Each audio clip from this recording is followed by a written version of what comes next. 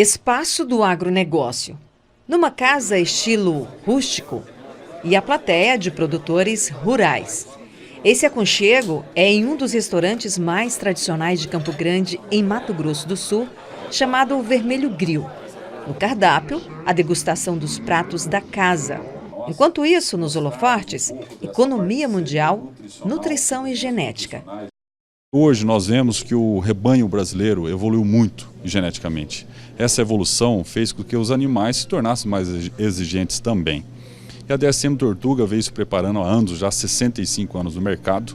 Na época, a Tortuga, com a tecnologia de minerais de alta absorção, e com a vinda da DSM, trouxe um combustível preciso e correto e cada vez mais para explorar o máximo do potencial que essa genética está sendo implantada nas fazendas, né? Porque não adianta nada investir em genética e não ter o combustível que explore o potencial desses animais.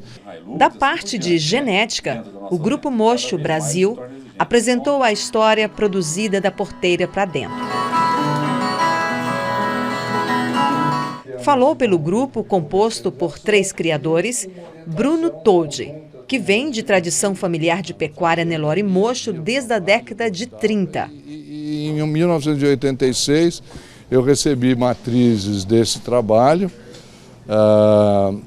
eu e meus irmãos, e eu selecionei as que me interessavam e comecei a seguir o trabalho com as matrizes vindas desse trabalho. Portanto, é um gado muito mochador, porque tem uma origem muito antiga, e daí para frente a gente veio utilizando os melhores touros que tem no mercado em busca de produtividade.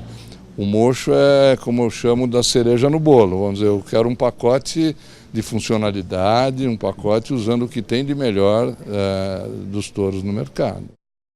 E nomeamos o William Cury para dar uma assistência e um planejamento, acasalamento para os 3 iguais, para homogeneizar a nossa produção de touros, né? E ele foca bastante num touro que é, como diz, o touro ele tem que ter uma carcaça frigorífica, na minha opinião. Então ele tem que ter um acabamento de carcaça, mas numa carcaça de uma grande área de olho de lombo, numa carcaça comprida, porque isso aqui pesa. Então as peças têm que ser compridas. Então um boi moderno, na minha opinião, é um boi com precocidade, acabamento de carcaça e comprimento de carcaça. E isso atendendo aquilo que a gente vê e conversa com frigoríficos e com o que eles querem comprar, porque nós não podemos esquecer que nós somos produtores de carne e de frigorífico. Então eu vendo touro para o cara produzir um bezerro pesado e que tenha um acabamento o mais rápido possível e que tenha um peso na balança o mais rápido possível também, né? Essa é a nossa filosofia. Dentro desse universo filosófico, a CRV Lagoas se despertou para a genética do grupo. Esses animais apresentados no telão, o Darby BMT, primeiro colocado da safra 2014 nas avaliações intra-rebanho da Brasil com Z, top 2% na ANCP. O Decano BMT, campeão da PGP a pasto da Embrapa em 2015 e segue na mesma linha, top 2% na ANCP.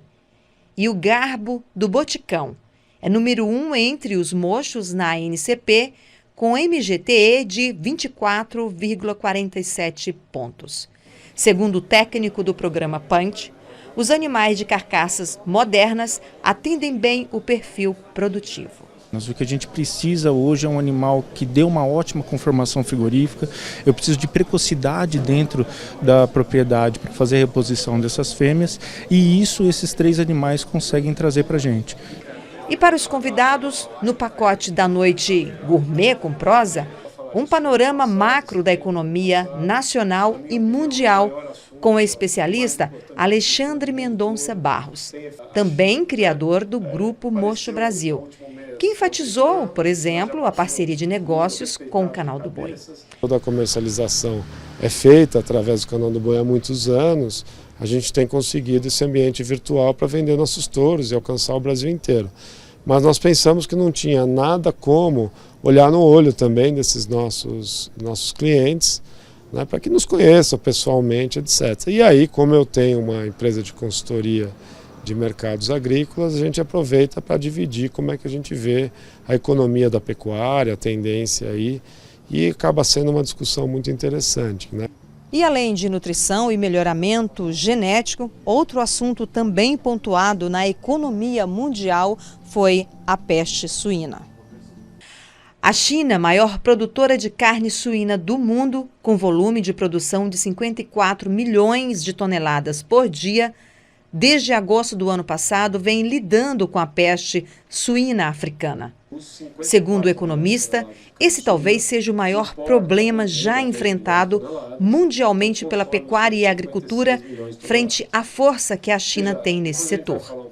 Carne suína é a carne mais consumida no mundo, é praticamente 2 vezes tudo que se consome de carne vermelha, e a China é metade disso, né? Então qualquer coisa que acontece com a suinocultura chinesa balança o mundo das carnes, né? E isso trouxe uma percepção ao mundo de que um pedaço do estoque chinês estava sendo destruído de suínos, né?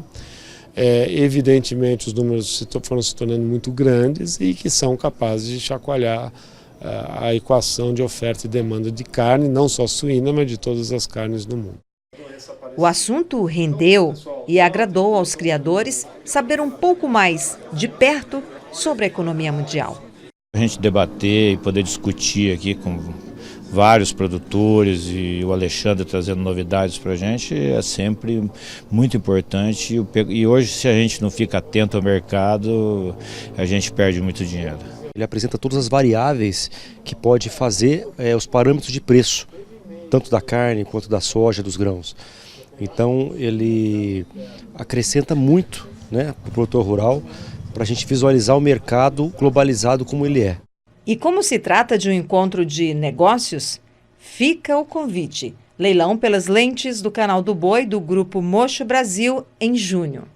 Nesse leilão a gente vende uns touros de 30 a 32 meses e vendemos fêmeas. Então vai ter novilhas e bezerras, que é raro a gente vender fêmeas, mas nós vamos começar a vender fêmea também. 4 de junho, vale a pena acompanhar.